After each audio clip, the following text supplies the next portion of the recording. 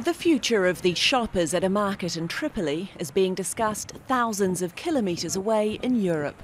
The foreign ministers are trying to work out how to secure a shaky truce that's been in place in Libya since earlier this month.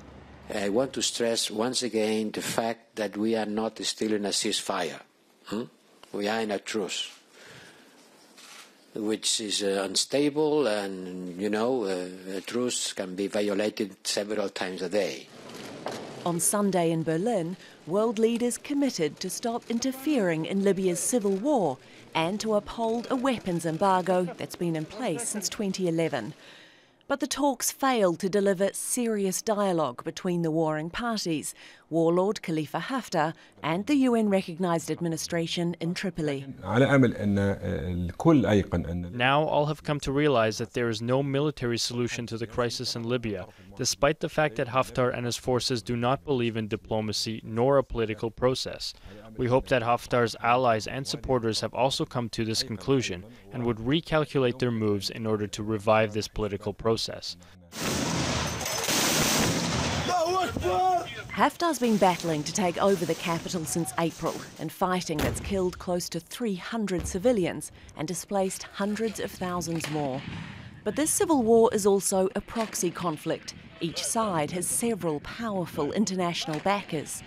Analysts say Europe is trying to prove it's still relevant and united.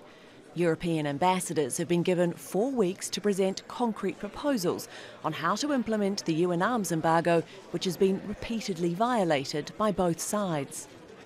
On peut dire que la Libye, c'est une sorte de tumeur. In a way, Libya is a kind of cancer, a kind of tumour which is growing throughout the region. It's spreading. Despite the diplomatic efforts, Khalifa Haftar's forces continue to blockade oil ports in the east, cutting output to almost zero.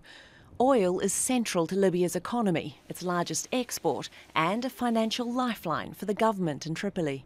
Oil itself is actually vital in terms of supplies to power stations, hospital, and other key facilities that Libyan citizens use daily. So I expect also a deterioration in humanitarian terms in Libya, in addition to what we've seen throughout the 10 months of grueling war. The UN is inviting top generals from the two sides to Geneva next week in yet another effort to end the unrest. Alexi, Al Jazeera.